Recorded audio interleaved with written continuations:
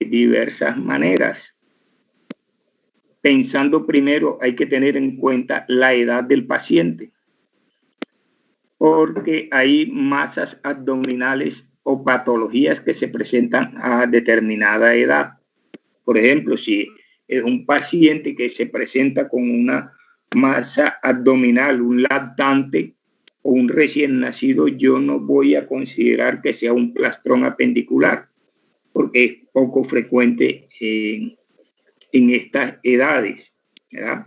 O una masa, no voy a pensar una invaginación a un niño de escolar o adolescentes. Cada edad tiene una determinada patología inherentes a ellas.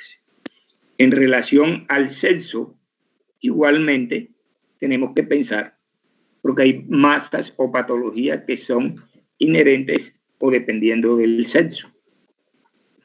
Si es un paciente fenotípicamente varón, yo no pensaría que ese paciente tendría una patología de ovario, a no ser que fuera un paciente con una ambigüedad sexual, un pseudo o un hermafroditismo verdadero. Luego, tenemos que ubicarla topográficamente, dónde está colocada la masa, dónde está situada la masa. Entonces, para eso dividimos el abdomen, la pared abdominal en cuadrantes: hipocondrio derecho, epigastrio, hipocondrio izquierdo, flanco derecho, mesogastrio, flanco izquierdo, fosa ilíaca derecha, hipogastrio y fosa ilíaca izquierda. Y según la localización de la masa, pues así yo me orientaré hacia el diagnóstico probable de esa masa. Luego vienen las características. Las características, si la masa es dura, blanda, móvil o no móvil, si sopla o no sopla, si duele, si tiene alguna relación con todos los otros sistemas, para luego hacer llegar a los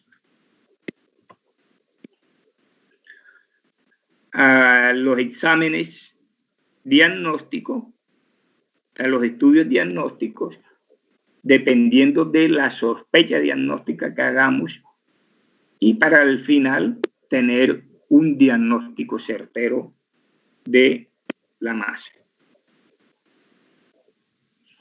Entonces vamos a ir desarrollando una serie de casos clínicos y de masas abdominales, entonces que los vamos a ir desarrollando en el transcurso de la charla. Entonces, este es un primer caso de un lactante masculino de 6 meses de edad con una masa blanda remitente localizada en flanco derecho. Como ven aquí en esta tomografía que vemos una masa localizada en el riñón derecho. Entonces, aquí cuando tenemos un paciente lactante con una masa abdominal, lo primero que pensamos es hidronefrosis hasta que no se demuestre lo contrario. Cuando ustedes encuentren un paciente lactante con una masa abdominal, cierren sus ojos y piensan directamente que es una hidronefrosis. Que después salga con otra masa, sea que una niña lactante con un ovario, una masa ovárica, o un hepatoblastoma, o un tumor de huevo, un negro, eso es menos frecuente, pero yo primero tengo que pensar que es una hidronefrosis.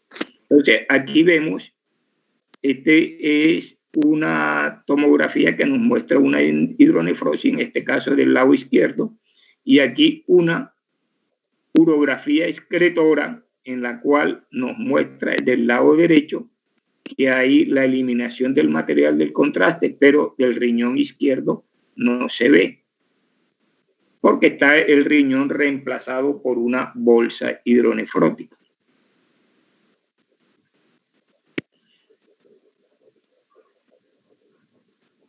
Entonces aquí vemos una placa simple de abdomen en el cual nos muestra una imagen de una masa en flanco izquierdo que desplazan las asas hacia la derecha, y en esta proyección lateral vemos que la masa viene desde el retroperitoneo y desplaza las asas hacia adelante. Así es como vemos una hidronefrosis. Y el aspecto, como vemos, como le decíamos, un recién nacido con una masa abdominal, ven el abdomen en batracio, forma batracioide.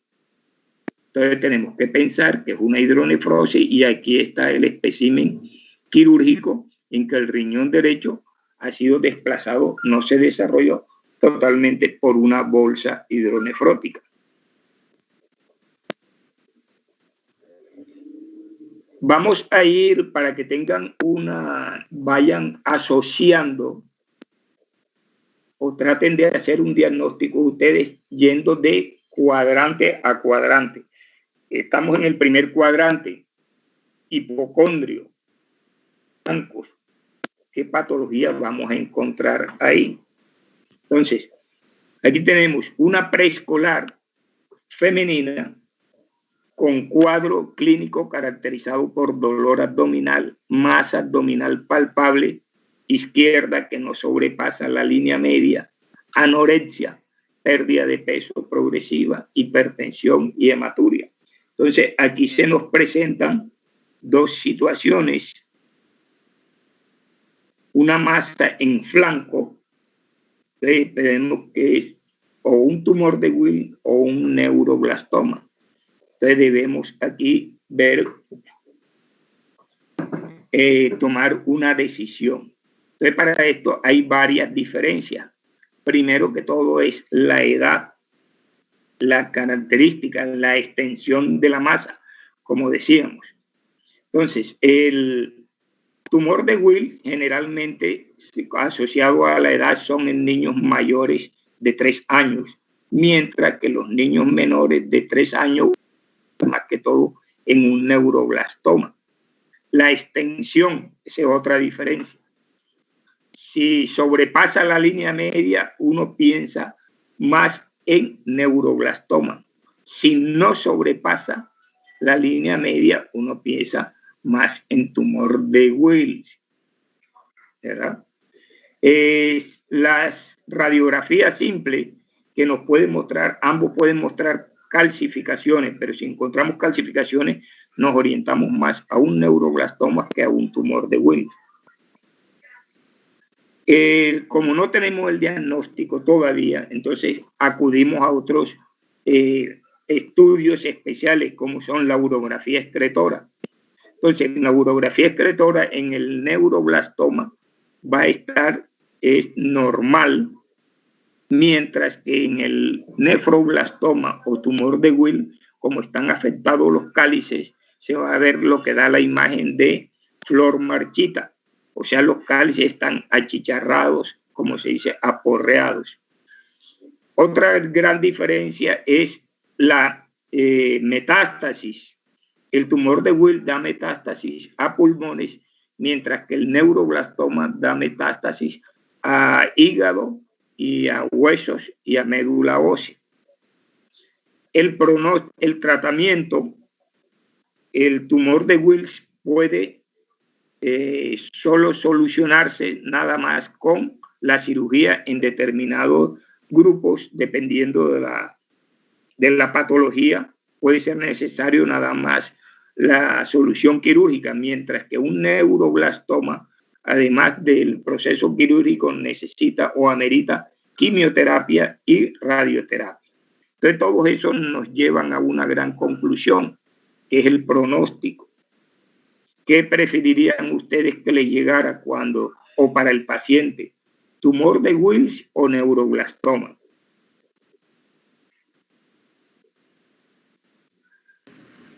¿Alguien que responda? Tumor de Wills. Bueno, entonces sí, porque como decíamos, el pronóstico, el pronóstico es más grave en el neuroblastoma, incluso con los grandes avances de la quimioterapia y los estudios, la sobrevida del neuroblastoma todavía no pasa más allá del 50%, mientras que en algunos casos del tumor de Weiss la sobrevida es más allá del 90%. Entonces uno cuando encuentra una masa en estos casos, a diferenciar entre masa sólida o un cáncer maligna, uno desearía para el bien del paciente y para la casuística del examinador de que fuera un tumor de Weill antes que un neuroblastoma. Pues vemos aquí la masa que nos indica tumor de Weill que está comprometiendo el riñón derecho. Algunas características del tumor de Weill, como decíamos, más frecuente, 87% de masas renales entre los 3 y los 4 años, o sea, el límite, pues, generalmente es indolora, puede dar hematuria e hipertensión. ¿No? Lo que vemos en las ecografías son operador dependiente en muchos casos. ¿Por qué? Porque un ecografista a veces no nos determina de dónde proviene la masa, si es de la cápsula suprarrenal o del riñón como tal. Entonces nos dicen una masa colocada en el área renal, pero no sabemos si es neuro o si es nefroblastoma. Entonces ahí tenemos una gran disyuntiva nosotros, no sabemos, entonces tenemos que acudir a los otros estudios. Y aquí una gran masa del riñón izquierdo. Una pregunta, doctora, quisiera quitar esta barra que tiene aquí, que no. ¿Ah? ¿Cuál barra? ¿Cómo hago? ¿En qué Esta parte? donde está el micrófono. Ah, bueno, ahí le aparece descartar a mano derecha, ¿sí?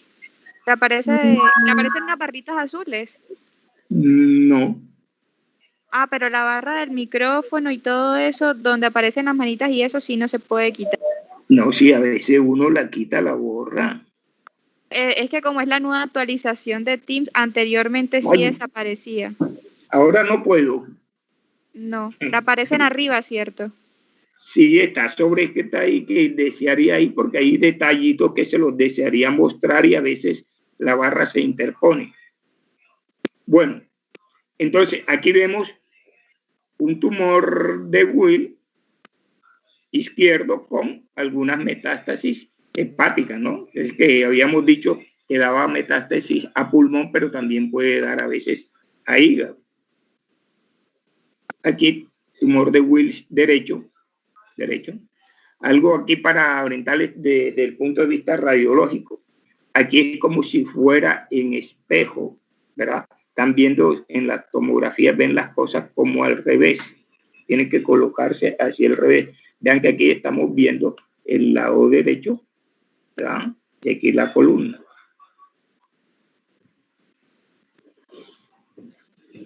Entonces, aquí otro paciente femenina con masa en flanco dura, irregular, que sobrepasa la línea media, que a la urografía excretoria se observa un riñón desplazado. Entonces, como ven, aquí ya son todas algunas diferencias que les dije entre el tumor de Weill y el neuroblastoma. Sobrepasa la línea media, es una de las características del neuroblastoma, ¿verdad? Mientras que el tumor de Weill generalmente no sobrepasa la línea media.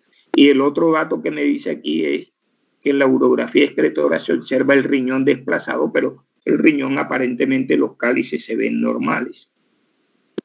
Entonces aquí está un neuroblastoma izquierdo, ¿verdad?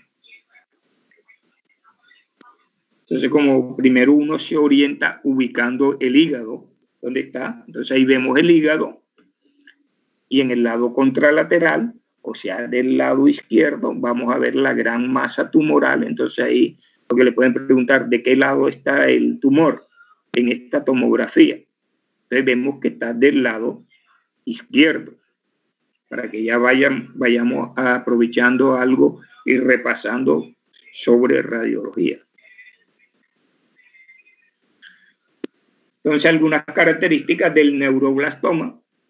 4% de las neoplasias infantiles después de las leucemias, de los tumores del sistema nervioso central y de los linfomas. Y como veíamos, las características de la edad en niños menores de 4 años. Cuando, o sea, el límite es 3, 4 años. Menores de 3 o 4 años pensamos siempre en neuroblastoma, primero que todo por la edad, como vimos en la primera diapositiva. Y si es mayor de 4 años, pensamos más en tumor de Wills.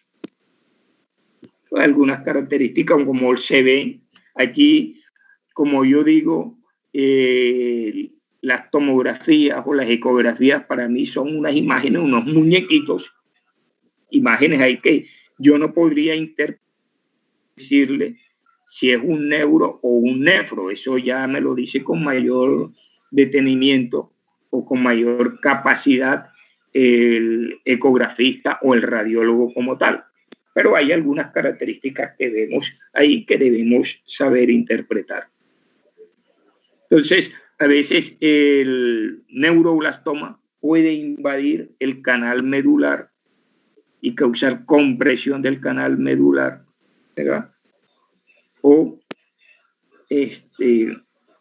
causar invasión desde el punto de vista neurológico y puede ser hasta extraabdominal, localizarse a nivel del mediastino, el globo ocular o en los ganglios. Entonces a veces conforma el ganglio neuroblastoma, pero esa es una determinación ya de patología. Entonces, como le decía, vamos a ir por sectores. Vamos en el hipocondrio derecho. Entonces, ¿qué vamos a encontrar en hipocondrio derecho? Patología hepatobiliar, polo superior del riñón y cápsulas suprarrenales. Entonces, ya vimos algunas patologías. Entonces, aquí un caso de un paciente lactante menor con ictericia, coluria y acolia, con pruebas de función hepática de hiperbilirrubinemia a predominio directo, o sea que está excretando bilis, pero no la está eliminando. Y la ecografía que le tomaron mostró una vía biliar intrahepática no dilatada, pero la extrahepática de calibre incrementado, aumentado, con una tumoración quística de 95 por 85 milímetros, contigua a las vías biliares extrahepáticas. Entonces, ya aquí el paciente lo tenemos lactante con ictericia, debemos sospechar que tiene una patología hepatobiliar. Puede ser del hígado o las vías biliares. Pero la ecografía aquí no está haciendo el diagnóstico. ¿Cuál? De que está dilatada la vía biliar. ¿Y por qué se dilata la vía biliar? Por un quiste de colédoco. Entonces aquí está la clasificación que todavía tiene validez de Alonso Leck y Todani. Los quistes de colédoco en el tipo 1, que es una formación fusiforme de todo el colédoco. El tipo 2, que es sacular, o sea, al lado. El tipo 3, que es distal al colédoco, que se llama el colédococele. El tipo 4, que es intra y extrahepático, y el tipo 5, que es exclusivamente intrahepático. ¿Para qué sirve esta clasificación? Además de confundirlo a ustedes y que en una pregunta de examen que yo les haga, de pronto fallen la pregunta, la respuesta, porque se confunde, ¿verdad? Además de eso, de que la debemos saber, es para el manejo. ¿Cómo así? Porque el 1, el 2 y el 3, el tratamiento es la resección del quiste y hacer una derivación bilioentérica, porque si aquí quitamos el colédico, tenemos que reemplazarlo por un segmento, por eso se llama bilioentérica, una anastomosis de las vías biliares y entero del intestino, aquí con una Y de Rush, para reemplazar este colédoco aquí. De pronto en el 2 no, porque en este nada más lo que se hace es resección del quiste de colédoco, que es lateral, pero el colédoco en toda su longitud está normal. Este del 2 es el de mejor pronóstico. Mientras que el 3, el 4 y el 5, como ya involucran hepática, tengo que hacerle o una lobectomía, dependiendo de dónde esté el quiste, o en el caso del 5, que es la enfermedad de Caroli, ya yo tendría que ir pensando en un trasplante hepático, dependiendo de la extensión del quiste de colédoco. Entonces, aquí vemos algunas imágenes de piezas quirúrgicas del quiste de colédoco. Detalles desde el punto de vista quirúrgico. Disecciones. Esta es una diapositiva que, les digo, está mal hecha. Porque una diapositiva bien hecha no debe tener más de 7 líneas, porque no agota, se cansa. Pero para resumirle, este es un paciente escolar con un cuadro de dolor abdominal, fiebre y una masa dolorosa a nivel del hipocondrio derecho, con hepatomegalia dolorosa, con unos exámenes donde hay una leucocitosis, con anemia y alteración de las pruebas de funcionamiento hepático, ¿verdad? Entonces podríamos pensar otra masa en el hipocondrio derecho, un quiste de colédoco, pero el quiste de colédoco no me va a dar un proceso infeccioso como esto, de leucocitos de 21.000. Entonces tenemos que pensar que hay un proceso infeccioso ahí a nivel hepático, o una colangitis, pero la colangitis abdominal. Entonces uno tiene que ir correlacionando, descartando, haciendo análisis para poder llegar a un diagnóstico, como decíamos en la primera diapositiva, características de la masa. Y luego, como no teníamos diagnóstico, le hicieron una ecografía que nos mostró esto. Y ya ahí, ya les está dando la respuesta ahí. Esta diapositiva debería estar sin texto. Entonces, un acceso hepático también, una masa abdominal en hipocondrio derecho, con ictericia, dolor abdominal, fiebre, y al hemograma me puedo mostrar leucocitosis. ¿Quién quiere decirme voluntario, germen y tratamiento?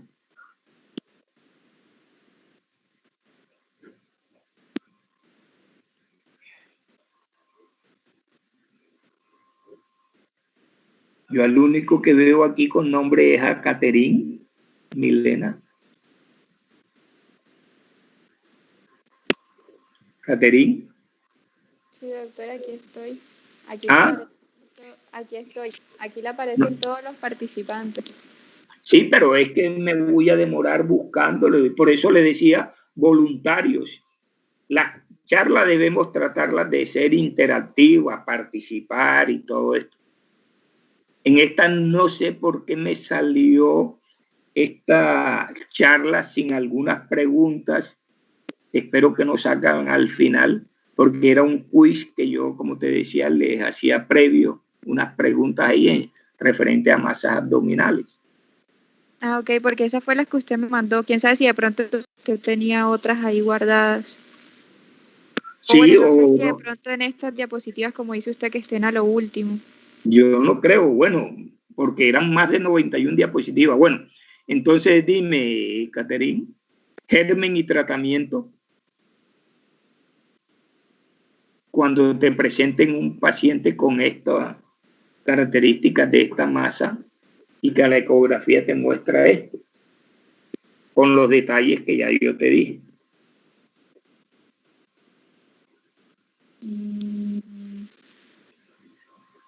Cualquiera puede Cualquiera podría estar ahí implicado, ¿no? Doctor, una entamoeba. Pero en una Doctor, cuando... Estafilococcus aureus, entamoeba, ajá, ¿dónde? Sí, porque ¿en cuál de esas dos? Estamos haciendo el repaso de lo que es infectología, parasitología, medicina interna, cirugía, o sea, los semestres que ya ustedes vieron. Cuando encontramos una masa de estas, o que nos hacen la ecografía con un diagnóstico de esto aquí, si un absceso hepático, si lo encontramos único y del lado derecho, la etiología es amibiana y el manejo es con imidazoles, o sea, metronidazol o tinidazol.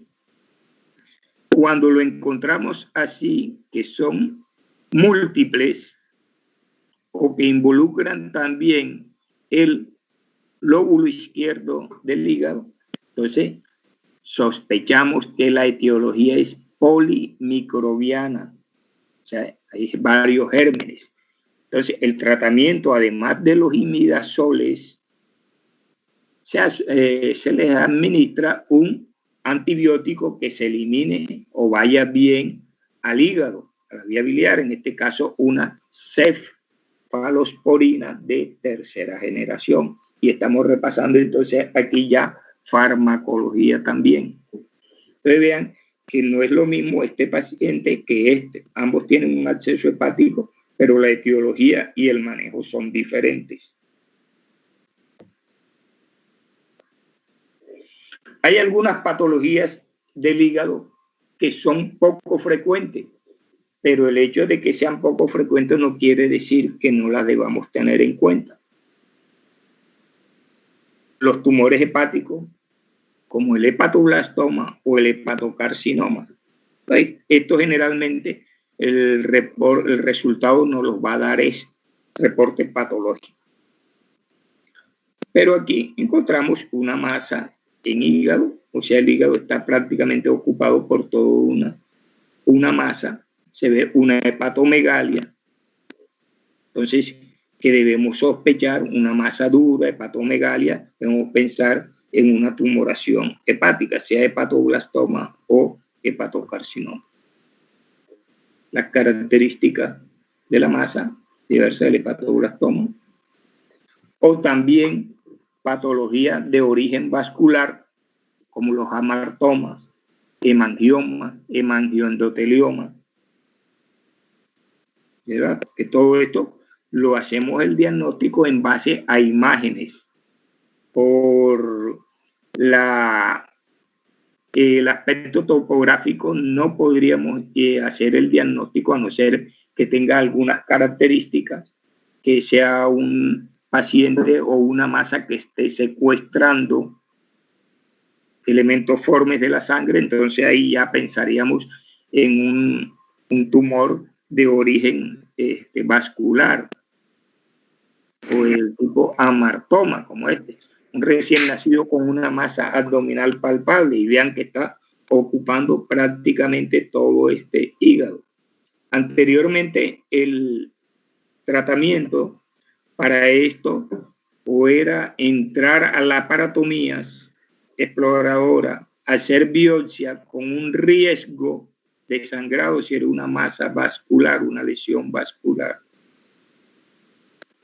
Ahora el tratamiento se ha orientado a tratar de hacer no un tratamiento de radiología intervencionista. Entonces, muchas veces el cirujano ya ha ido siendo desplazado o autodesplazado él mismo, porque este paciente se lo dejamos al radiólogo intervencionista.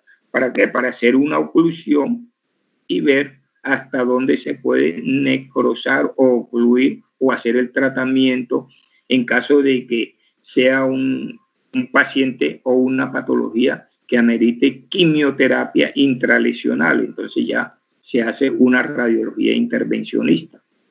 Igual los hemangioendotelioma, como lo ven, la ecografía, el TAC, la resonancia magnética son los que nos van a dar el diagnóstico. El hemangioma, vean esta masa aquí que ocupa prácticamente el lóbulo derecho, casi todo el lóbulo derecho del hígado, o esta masa aquí.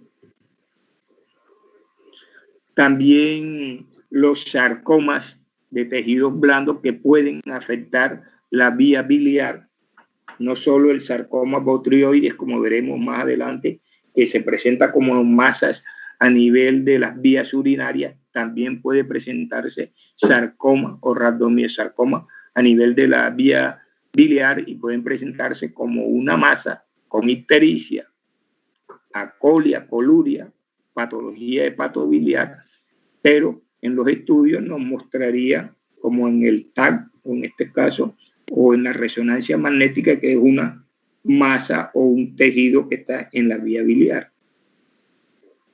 Como le decíamos, el sarcoma botrioides aquí, en un niño con retención urinaria, pues entonces, que está afectando aquí, sarcoma botrioides, las vías urinarias, y pueden presentarse como una masa, en este caso, a nivel de hipogastrio.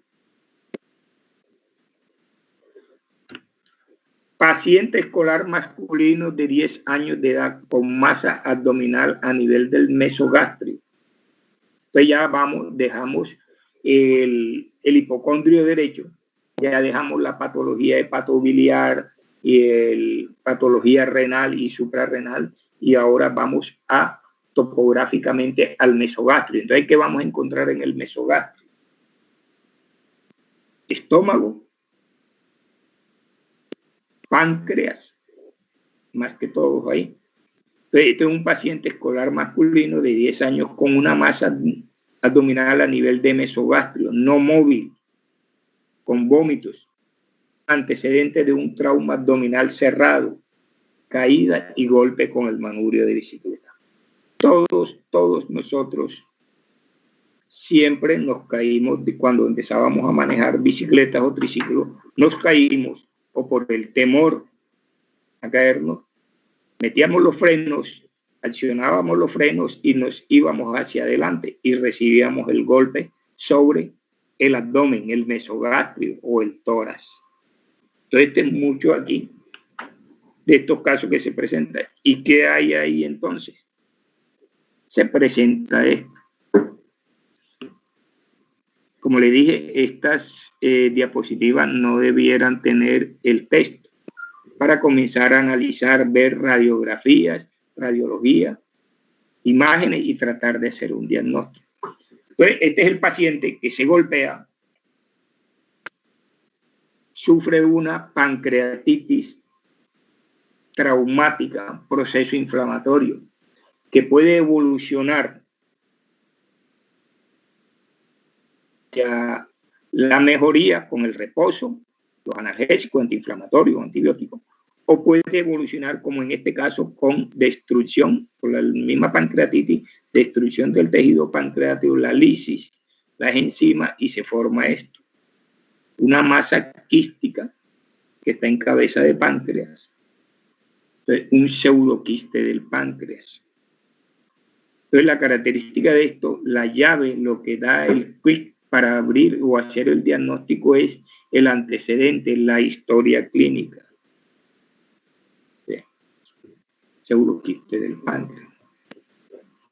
Tenemos otro paciente masculino, 30 días de vida extrauterina, con cuadro aproximadamente no sería de un mes, sino una semana de evolución aquí, porque si me dices de un mes de evolución significa que está desde el nacimiento y ya yo pensaría en otro diagnóstico.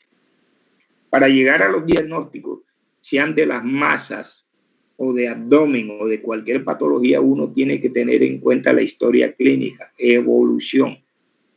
Entonces aquí dice una semana de evolución por vómitos postprandiales blanquecinos y en proyectil. Esta es una característica. Un niño lactante, vomitador, hay dos diagnósticos posibles: el reflujo gastroesofágico y la estenosis del píloro, estenosis hipertrófica del píloro. La diferencia es que el reflujo se va a presentar desde el nacimiento. La estenosis del píloro se va a presentar a partir de la segunda, tercera semana. El reflujo gastroesofágico no presenta masa. La estenosis del píloro sí presenta masa, ¿verdad? Y esto en la radiografía de abdomen, el reflujo gastroesofágico nos puede mostrar una distribución normal del gas intestinal, mientras que la estenosis del píloro nos va a mostrar una gastromegalia. Entonces ya ahí vemos que hay unas 3 características entre el reflujo y el píloro. Otra característica es que el reflujo puede responder al manejo médico, que la estenosis del píloro generalmente es de manejo y resolución quirúrgica. Entonces aquí en este paciente encontramos una masa palpable en epigastrio, móvil, ovoide, como una oliva de aproximadamente 2 centímetros. Todavía no teníamos diagnóstico o no la palpaba, porque ustedes es muy difícil que toquen o aprendan y sepan palpar una oliva pilórica. Una oliva pilórica a veces uno se puede demorar hasta 30 minutos tratando de que sí la han palpado. No es que vayan cuando al paciente toquen y para complacer al doctor Barraza vayan a decir, sí, yo la toqué y es falso, no han tocado nada, sino para engañarme a mí y engañarse a usted. Entonces uno debe ser sincero consigo mismo y si no la toca, no la toca. Tiene que aprender a tocar, a educar la sensibilidad digital para tocarlo. Entonces se demora uno. Tiene que tocarla con el estómago vacío, porque con el estómago lleno es muy difícil porque les interfiere aquí. Entonces se le coloca una sonda al niño, se vacía el estómago y en momentos de calma se trata de palpar con toda la paciencia, como la que me han tenido ustedes antes de comenzar la charla, antes de ingresar. Entonces así es, con calma y todo, para palpar la oliva. Pero en ocasiones es dudosa la palpación o no nos convence el diagnóstico, sea de ecografía, porque la ecografía, como le dije, es operador dependiente, puede decir que tiene la oliva o no la tiene, todo lo contrario. Pues hacemos estos estudios, que es una serie esófago-gastroduodenal, en la cual vemos gastromegalia, lo que vemos aquí está tan magnificada, mayor paso del material de contraste al duodeno porque está obstruido por el píloro. Y aquí vemos la imagen o imagen de doble riel característica de la estenosis del píloro. Y esto es lo que vemos. Cuando uno ve a este paciente así, sin necesidad de palparlo,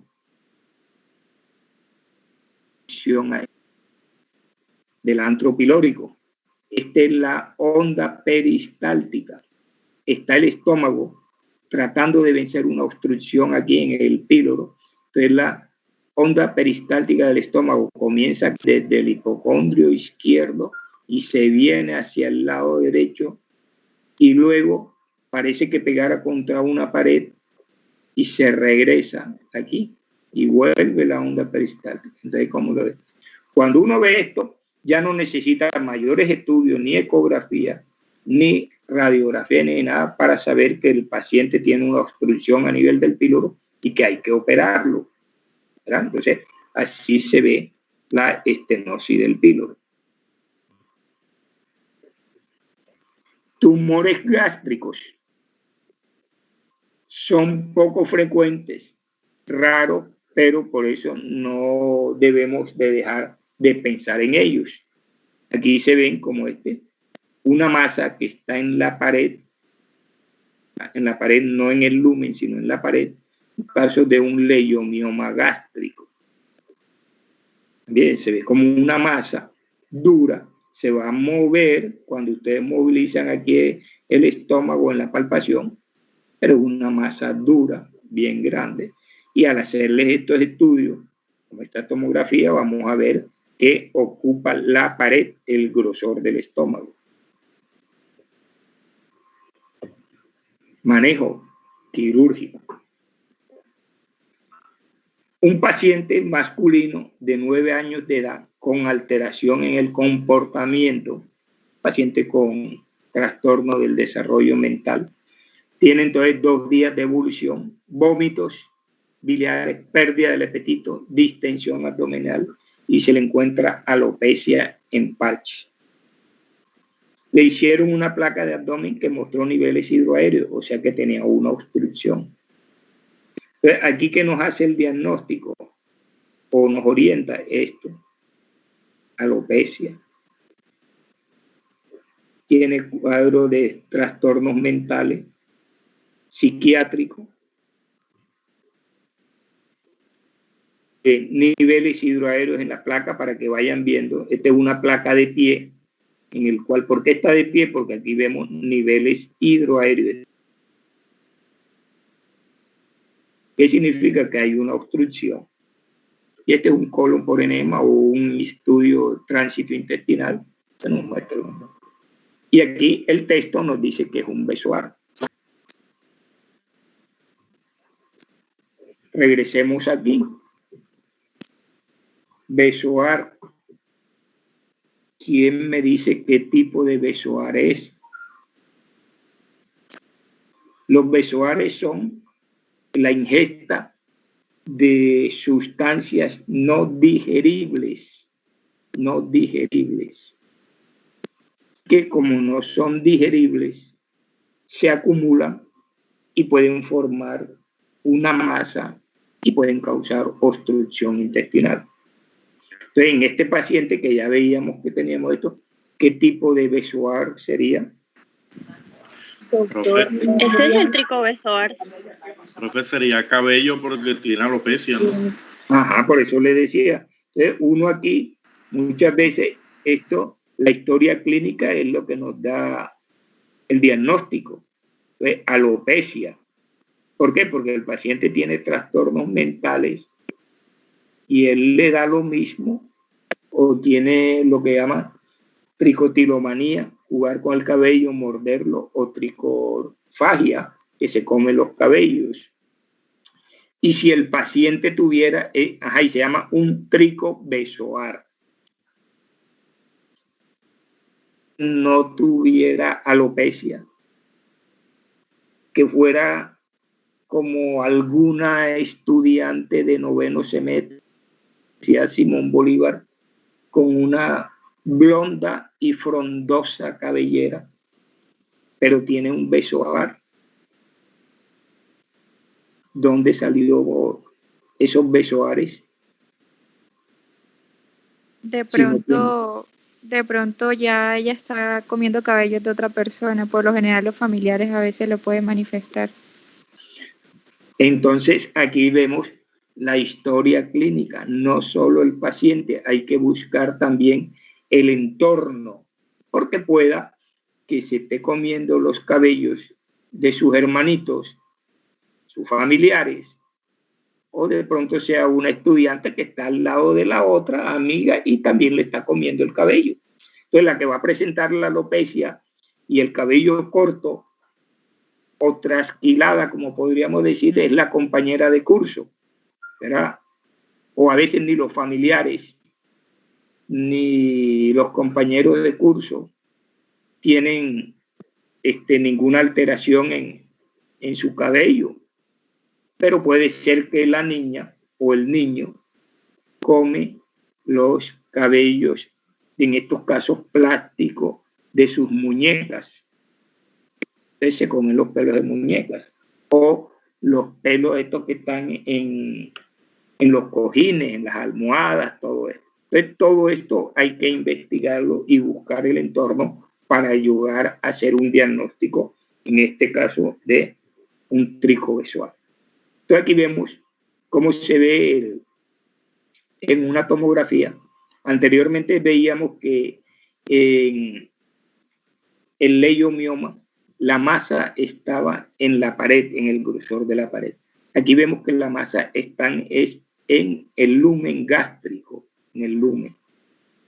Entonces, cuando encontramos un besoar, a veces, por ejemplo y operamos al paciente, tenemos que cerciorarnos que no suceda esto, que hay 2 besoares, o pueden haber más. Uno está en el estómago y que está en el yeyuno, por ejemplo, o el duodeno o yeyuno. Y si es un tricobesoar, es lo que se denomina el síndrome de Rapunzel. El Rapunzel, síndrome de Rapunzel, es un tricobesoar en el cual hay un tricobesoar a nivel del estómago, pero que las fibras se extienden al duodeno y al yeyuno. ¿Y por qué se llama Rapunzel? ¿O por qué le pusieron ese nombre?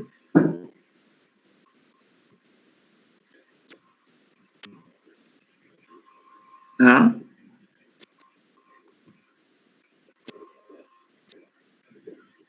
Juan Camilo, ¿por qué será? Juan Camilo Morales. Doctor, no sé, una relación por el pelo, por la alopecia que presentan los pacientes. Ajá, sí, digo, no sé. Esta pregunta aquí, Junior José Moreno. Yo estoy preguntando así porque como me dijo Caterine que aquí estaban todos ahí en el listado, yo aquí voy tirando así, preguntando para él. Junior Moreno.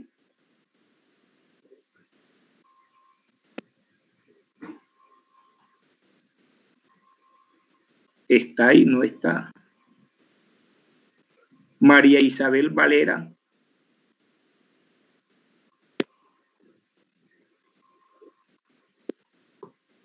Sí. Yo estoy llamando, se supone que todos están escuchándome.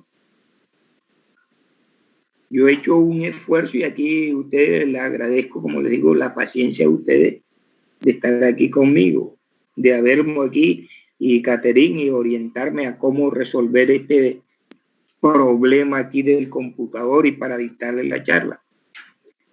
Pero la virtualidad, ese es el problema que tiene la virtualidad. Y que estamos, y aparentemente estamos 3, 6, 9, 10, 80, 81 asistentes, pero de pronto están aquí conectados, pero no están atentos a la charla, están durmiendo o están jugando allá y la tienen alta. Si pasan lista, aquí estoy yo. Bueno, de pronto esta pregunta era para que me la contestaran las mujeres. Dime, las mujeres, cuéntame. ¿No será porque por la presencia de un cabello largo que ya se está extendiendo también por intestinos? Ay, ¿por qué se llama Rapunzel? Por el cabello largo de la princesa Rapunzel, me imagino. Se tiene bastante cabello. Ajá, entonces esto se hizo en base o en relación al cuento famoso de la literatura infantil de la princesa Rapunzel, que la tenían presa en un castillo, la bruja malvada, la madrastra, y entonces ella, para poder reunirse con el príncipe, le tiraba, tenía el cabello largo, las trenzas, y a través de las trenzas subía a encontrarse con ella.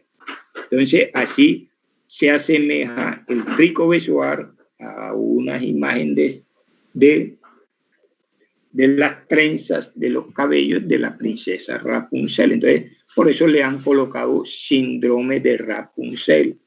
Una cosa es el síndrome de Rapunzel y el otro el tricobesoar, porque el tricobesoar es que encuentren nada más el besoar gástrico, el tricobesoar gástrico, y el Rapunzel es cuando además del gástrico se proyectan las hebras de cabello hacia el duodeno o el yeyuno. Pero hay otros tipos de besoares, como son que es de fibras vegetales. Fibra vegetal, entonces es lo que se llama un fitobesoar, o que no sería ya un besoar, sino una ingesta de cuerpos extraños, metálicos. Pero aquí todos estos cuerpos metálicos, mire que se han unido y ocasionaron una obstrucción. Aquí tiene dijes, cadenas, grapas, clips metálicos y todo esto. Eso generalmente son pacientes que tienen trastornos psiquiátricos. Luego tenemos aquí otro caso clínico de un lactante de 7 meses de edad, bien nutrido por el peso. ¿Ya? ¿Cuánto debería pesar este paciente? Ahora voy a preguntar pediatría. ¿Cuánto debería pesar este niño? 7 meses de edad.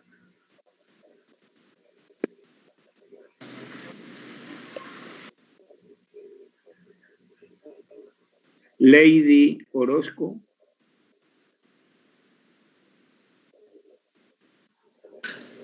Profe, como alrededor de 10 kilos. No, como yo no sé. Laura Sevilla. De 7 puntos. ¿Cuánto? Laura. En promedio, 7.8 kilogramos.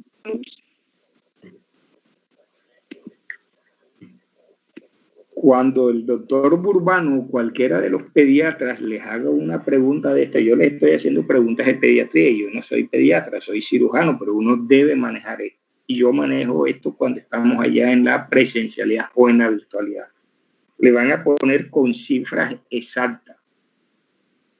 No es que como o creo, sino tanto. Entonces, hay ciertas fórmulas para calcular el peso según la edad. En es la mitad de la edad en meses. ¿Cuánto es la mitad? 3.5. 3.5 más 4,5. ¿Cuánto da? 8. 8. Entonces, uno debe calcular si la mitad de la edad en meses más 4,5, para que no se lo olviden. Ahí entonces, en 8 kilos, pero vean que el paciente pesa 13, o sea que está bien nutrido, gordito. Entonces tiene un cuadro de 3 horas con dolor tipo cólico, llora, se calma y vuelve y llora, con vómitos inicialmente alimentarios, posteriormente bilis, o sea que sí, y hace una deposición teñida de sangre. Y al examen físico le encontramos una masa palpable a nivel de fosa ilíaca derecha. Entonces aquí cuando uno ve un paciente con lactante, con un cuadro obstructivo y con una deposición teñida de sangre, entonces ya uno hace el diagnóstico o sospecha el diagnóstico. Y si además palpo la masa, ya tengo el diagnóstico hecho. Como siempre, no debería estar el texto, como le dije.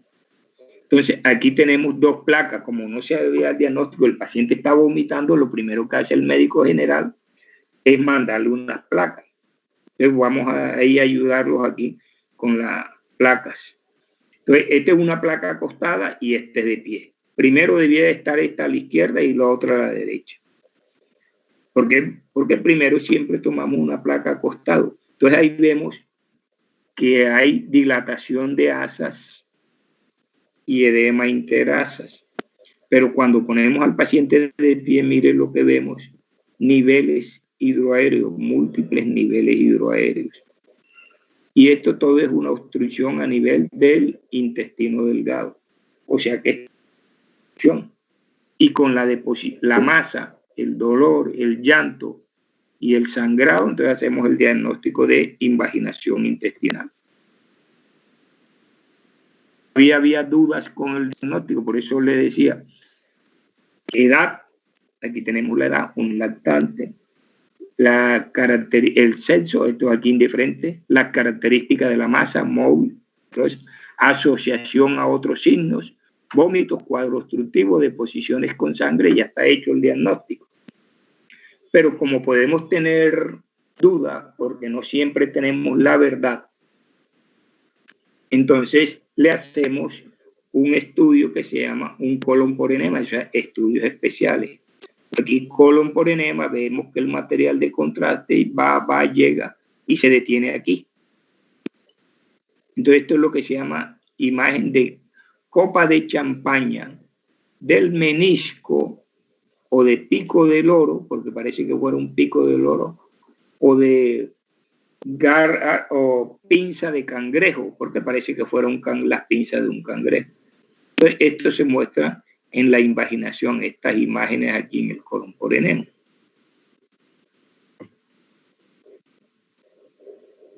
Y este es el aspecto quirúrgico. Vean que la invaginación, un intestino está metido dentro del otro, en este caso el ilion terminal con el apéndice están metidos dentro del ciego. Una invaginación ilioseco-cólica, que es la más frecuente. Y esta es la característica de la deposición sanguinolenta, en lo que llaman jalea de grosella, que parece que fuera una mermelada de mora o de fresa, así es como se presenta la grosella. O lo que vemos frecuentemente, todo dolor abdominal en escolares, en preescolares, escolares, todo dolor abdominal es apendicitis hasta que no se demuestre lo contrario. Muchas veces nos mandan los pacientes con dolor abdominal, apendicitis. Pero aquí en nuestra sociedad, en estas latitudes, también debemos agregar que generalmente es una parasitosis, pero plastrón apendicitis o parasitosis. Ahí es como dentro de una gama amplia, muy vaga, tenemos que ir, o es una apendicitis que es quirúrgica, o es una parasitosis que puede ser de manejo médico inicial, a no ser que sea una obstrucción, que como veremos más adelante. No todas las apendicitis nos van a dar un plastrón apendicular. El plastrón apendicular es cuando ya encontramos una masa. Y esto no lo hacemos TAC. Un TAC para una apendicitis no. Es irradiar mucho al paciente, perder tiempo, insumos, costos, dinero. La apendicitis, el diagnóstico es más que todo clínico. Entonces debemos afinar esos detalles. Entonces debemos siempre pensar que cuando encontremos una masa y es un cuadro agudo, puede ser un plastrón apendicular. Como en este caso, un paciente que llega con dolor abdominal, fiebre, dolor a la flexoextensión de cadera, de 5 días de evolución. Debe ser una plastrón apendicular. Y como encontramos con una masa a nivel del flanco y fosa ilíaca derecha, miren y dense cuenta de que ya vamos variando topográficamente. Ya estamos en fosas ilíacas, ya pasamos lo que es hipocondrio, mesogastrio, epigastrio, y ahora estamos en la porción inferior, cuadrantes 7, 8 y 9. Entonces, aquí también pensamos inicialmente una plastrón apendicular, pero nos encontramos con esta sorpresa. El acceso del psoas también puede simular una apendicitis. Aquí, a diferencia, vean que el paciente tiene dolor abdominal, fiebre, dolor. Aquí en la apendicitis es a la palpación, aquí es a la flexoextensión de cadera, pero aquí en el psoas no hay vómitos. ¿Por qué? Porque es extra peritoneal, está aquí. Entonces hay una masa aquí, un acceso del psoas. Entonces siempre debemos sospechar también esto, que el acceso del SWAT nos puede dar una masa abdominal. O lo que mencionábamos anteriormente, 7 años con dolor abdominal intermitente, crónico en todo el abdomen, que puede presentar vómitos y distensión abdominal, con una masa abdominal visible y palpable, móvil y dolorosa. Entonces, acabamos de decir, o es apendicitis o será una parasitosis. Lo que hay que tener aquí pendiente es característica de la masa intermitente, del dolor intermitente. La apendicitis siempre el dolor es constante. No se va y regresa y vuelve a aparecer. No, es constante e increciendo. Solamente hay una ligera mejoría, mencionan los textos, cuando se perfora. ¿Por qué? Porque se alivia la distensión del apéndice y disminuye el dolor, pero va a dar los datos de irritación peritonea.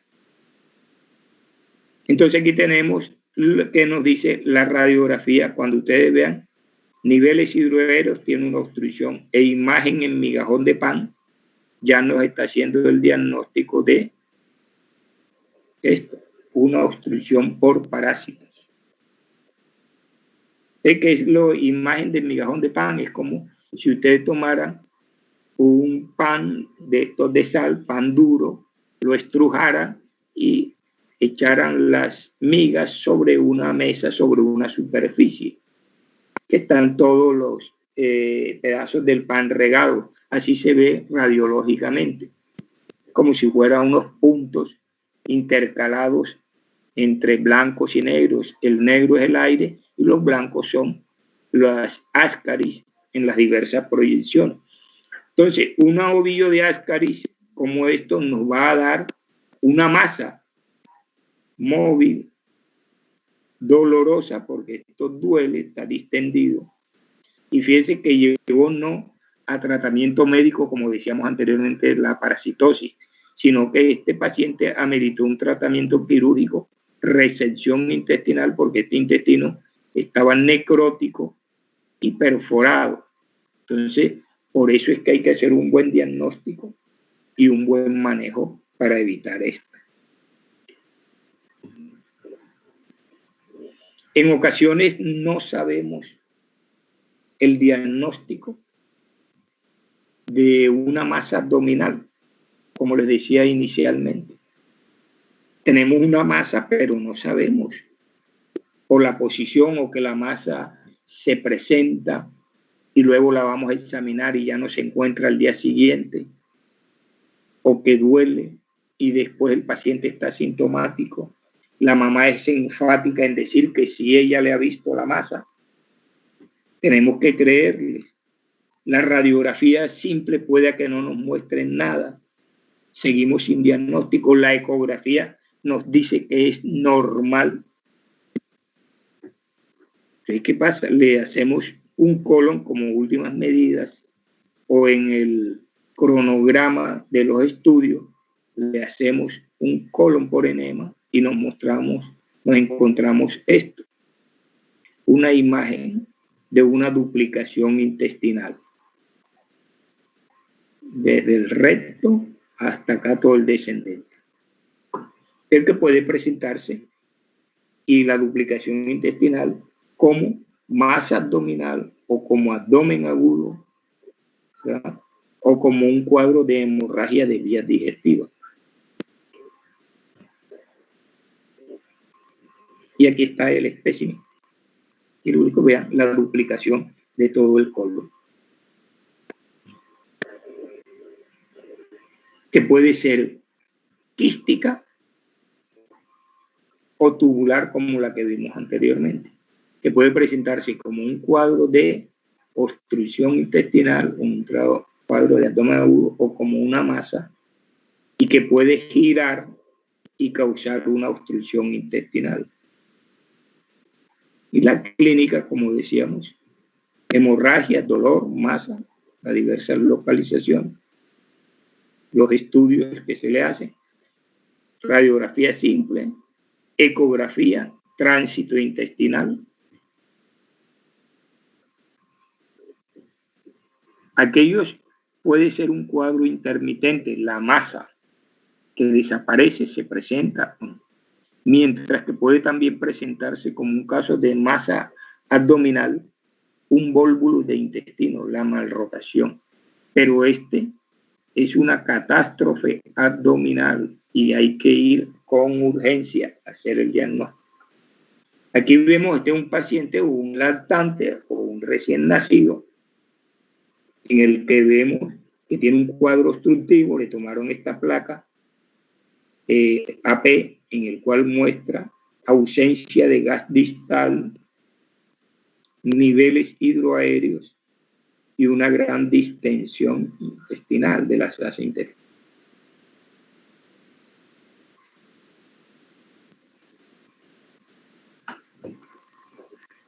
Por una malrotación intestinal. Entonces, las diversas variantes de la malrotación intestinal que se presentan con las llamadas bandas de Ladd aquí entre el duodeno y el colon. Miren el colon donde está, en una posición alta, debiera ser ciego, en este caso está aquí. O el volvulo del intestino medio, que es el que se va a presentar como una masa que nos puede presentar como lo vimos anteriormente, o una hernia interna. Entonces, muchas veces estos pacientes es una urgencia porque se puede presentar abdominal. Representación esquemática, como se presenta la malrotación. Imágenes, como vimos, opacidad distal o opacidad central, el aires, las asas desplazadas hacia la periferia. Y aquí en este caso no hay gas distal, con una sola imagen aquí de una burbuja. Y esto es lo que se presenta. Ustedes vean lo que decíamos, que es una catástrofe. Miren el aspecto, la coloración de estas asas. Esta parte que está aquí, todo esto, diferente a esta y lo que hay aquí, que es donde se presenta el nudo.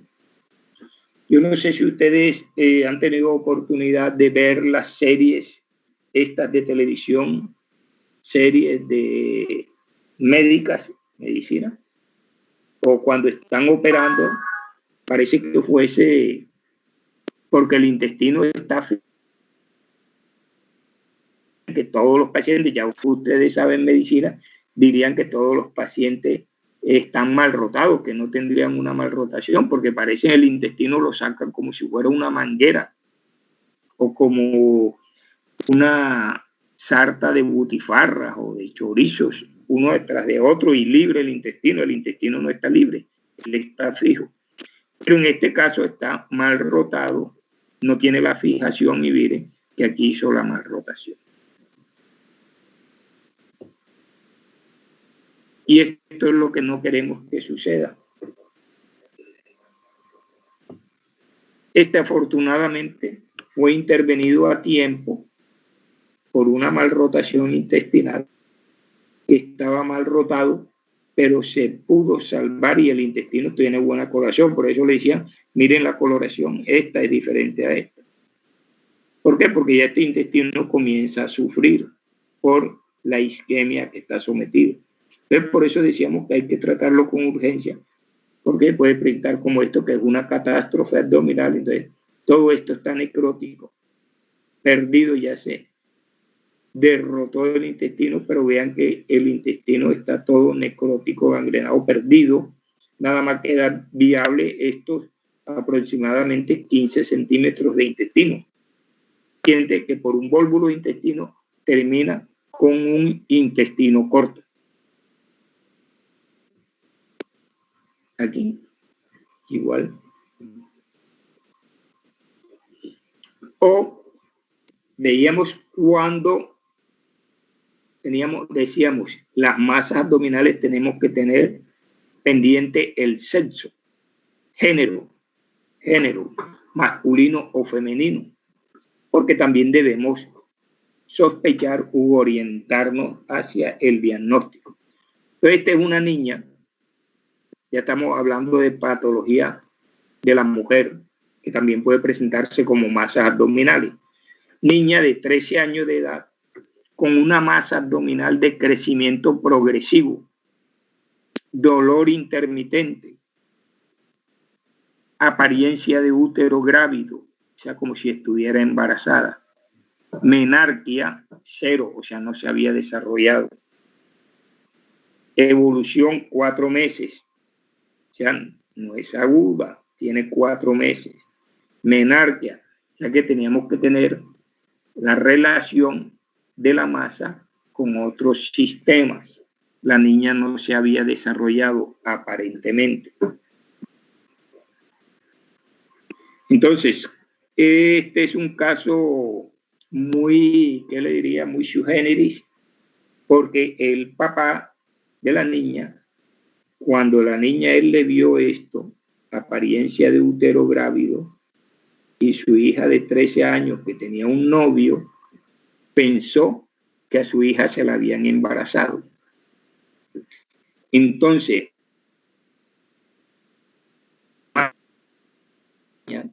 dolor físico de la niña, tuvo que sufrir el escarnio público y el trauma emocional porque el papá la acusó de,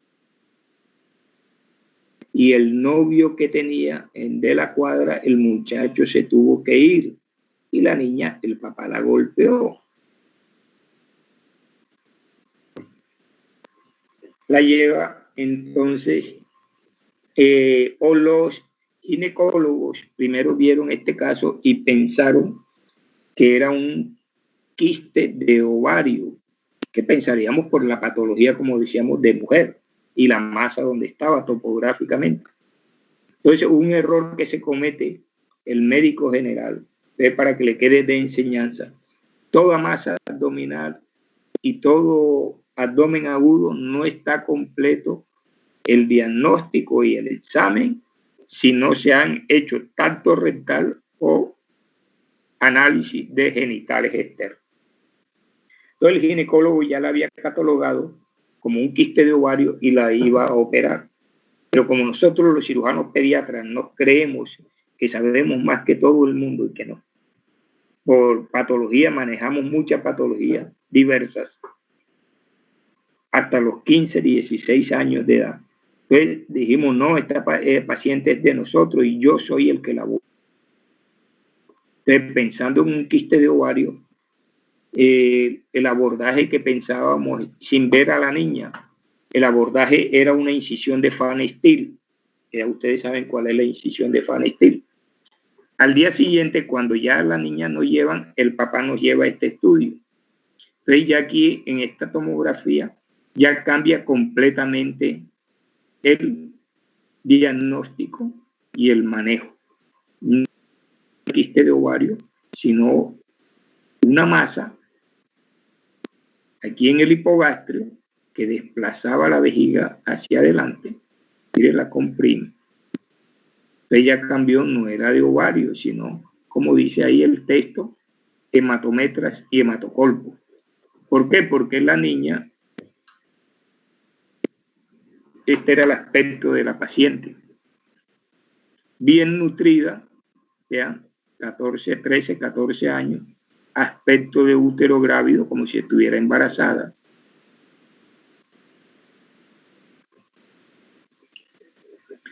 Y cuando examinamos los genitales, vemos esto, que tenía un himen imperforado, El ginecólogo, inicialmente, ni nosotros, que tampoco conocía a la paciente, nunca se había revisado los genitales aquí. Entonces, himen imperforado, entonces ya cambió el diagnóstico y la conducta, el manejo. Entonces, de una incisión Van Steel se pasó a hacer una himenotomía. Entonces, mire que aquí abrimos el himen, hicimos una incisión en el himen, y toda la sangre, la menstruación acumulada durante 4 meses. Por eso decía dolor intermitente. Cada mes que la niña menstruaba presentaba dolor. porque no tenía dónde evacuar, salir esa sangre. Perdón. Entonces, miren, segunda bandeja, esta, de sangre de la hematometra y el hematocolpo. Miren, ya desapareció la masa abdominal.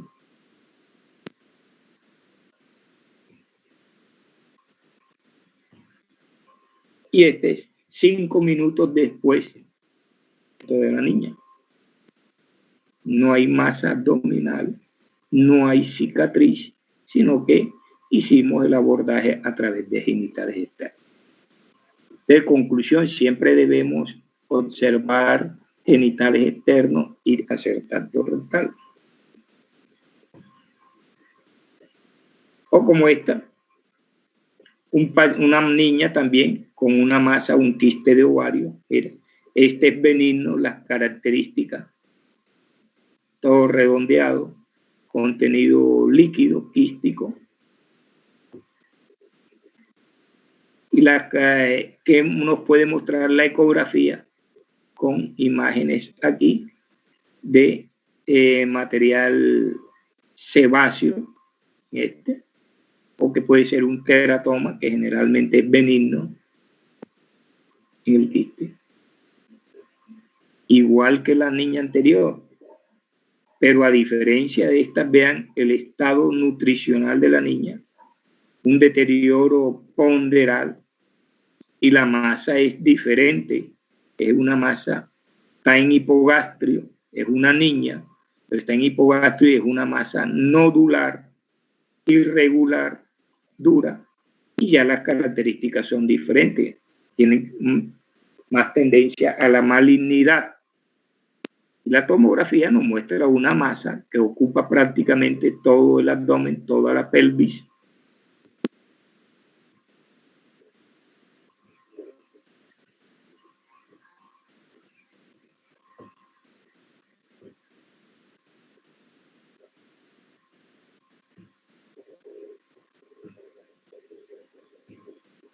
Y esta, miren, nodular, irregular, dura, fea. Doctor, doctor, disculpe, no está pasando la diapositiva. ¿Será que puede nuevamente tomar el control, por favor? Lo estaba pasando de... Listo, ahí, ya ahí vamos bien. ¿Dónde estaba hablando? Listo. Ahí, teratoma. Sí, señor. Bueno. Así, en teratoma. Gracias, doctor.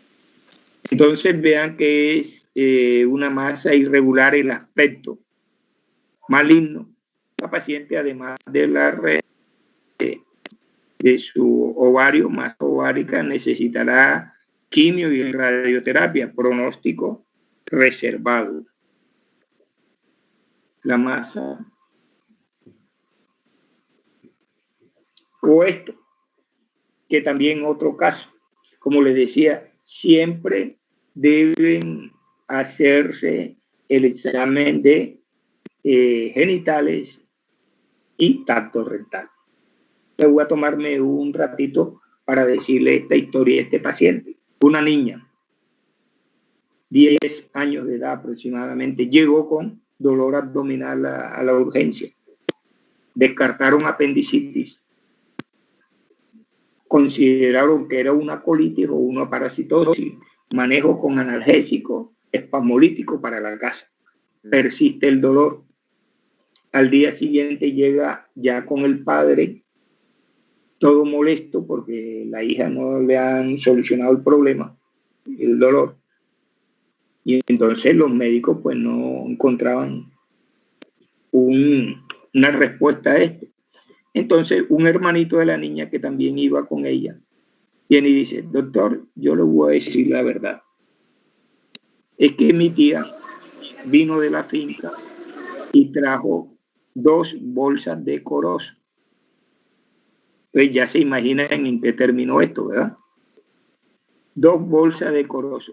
Una para mi mamá y otra para mi otra tía. Entonces ellos comenzaron a comerse. Pero como que los corozos estaban tan dulces, tan jugosos, carnosos, que comenzaron a comer no 1, sino 2, 3, y estaban tan dulces, y que para el cuerpo del delito se los comieron con todo y concha y cáscara. Entonces, ocasionó una obstrucción a nivel rectal. Entonces, no hicimos un buen interrogatorio, menos hicimos un examen físico adecuado y se nos pasó por alto hacer el tacto rectal. Entonces, cuando llega al día siguiente, entonces ya se le hacen radiografía o verán, o el niño con la historia nos manifiesta y hacemos el tacto rectal y esta obstrucción por cuerpos extraños. Entonces, para que les quede como enseñanza siempre, muchas veces el tacto rectal ya con la clínica lo obviamos. En muchos casos, anteriormente, en la apendicitis era obligatorio el tacto rectal. Ya no hacemos tacto rectal en la apendicitis. Más que todo es por la clínica, las imágenes y todo esto. Pero hay situaciones que ameritan hacer un tacto rectal. O los pacientes que encontramos, según la historia, pacientes con parálisis cerebral infantil, que están todo el tiempo acostados, que no se mueven, no se movilizan, entonces que pueden presentar dolor rectal, cólico, dolor abdominal, incapacidad de hacer deposiciones. Entonces tenemos que hacer esta sospecha. Miren que en este paciente, o en este caso, aquí al paciente le han hecho hasta colon por enema, o le hicieron una tomografía para eso. Cuando con el simple examen físico, el tacto rectal, hubieran hecho el diagnóstico de este fecaloma, una masa de materia fecal acumulada, y hubieran hecho el diagnóstico y tratamiento, como en este otro paciente. Mire la gran acúmulo de materia fecal que está aquí en el remoide, que le llega casi, se ha llegado acá hasta casi los diafragmas, el acúmulo de materia fecal, un fecaloma. Entonces, esto nada más es con tacto rectal, fragmentar el fecaloma, o extracción digital, o mediante enemas para poder salir. Muchas veces esto, si se calcifica, se endurece, no va a salir por aquí, ni con los enemas, ni digitalmente, o si está acá en el sigmoide, no va a avanzar este fecaloma, y llegan a ser necesario hacer una laparotomía, entrar, localizar el fecaloma, tratar y hacer una enterotomía, o sea, abrir todo el intestino para sacar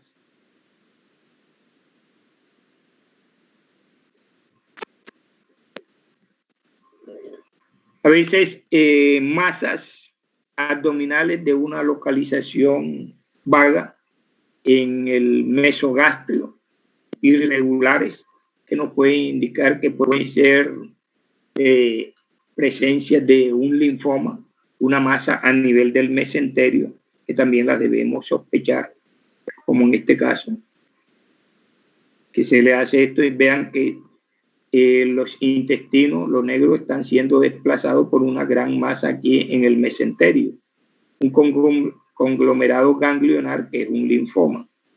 Entonces también tenemos que se pueden presentar como una masa abdominal. Esta no. O una masa abdominal, pero de características diferentes, como líquidas, como simulando una ascitis, contenido líquido, pero está encapsulado. O son quistes de mesenterio o quistes del epiplón. Ambos tienen una característica, son líquidos. El quiste de mesenterio, que puede ser sólido, como lo vemos aquí, y que puede estar adosado tanto a la pared del intestino que es imposible separarlo, entonces hay que hacerle una resección en bloque. Y que pueden ocasionar, como vimos anteriormente también, una volvulus del intestino.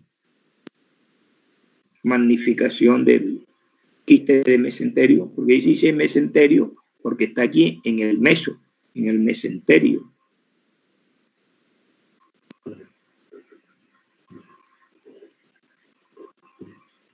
oeste una gran colección encapsulada en todo el epiplón. ¿Sí? Este paciente se vería como un abdomen globoso, blando, depresible, con onda cítica palpable, y no es que tuviera problemas renales o hepáticos, cirróticos, sino con una gran masa encapsulada aquí en el epiplón, el quiste de epiplón. La diferencia entre el quiste de epiplón y el quiste de mesenterio se hace en base, además de la ecografía, por las radiografías. En el quiste de epiplón, las asas van a estar desplazadas hacia un lado o hacia abajo por el epiplón. Si ustedes recuerdan anatómicamente cómo está el epiplón, entonces él va a desplazar, ocupa todo el abdomen y las asas se van a desplazar a la periferia. Mientras que el quiste de mesenterio se ve como si fuera una imagen de un racimo de uvas. El racimo de uvas son las imágenes aéreas del aire en el lumen intestinal, pero que están desparramadas, distribuidos, porque el quiste de epiplón está entre ellas, entre las asas. No están desplazadas, sino están separadas unas de otras, como un racimo de uva. Yo creo que ya esta era la... Bueno, habían otras diapositivas que no sé por qué no salieron en la... Debo tener montadas varias estas. La otra la he ido actualizando. Cuando rotemos con ustedes en cada grupo, pues trataré de presentárselas para que se las vean. Además, un quiz que tenía montado sobre esto, desafortunadamente no está aquí. Bien para ustedes porque no fueron sometidos ahí al screening del quiz, que también es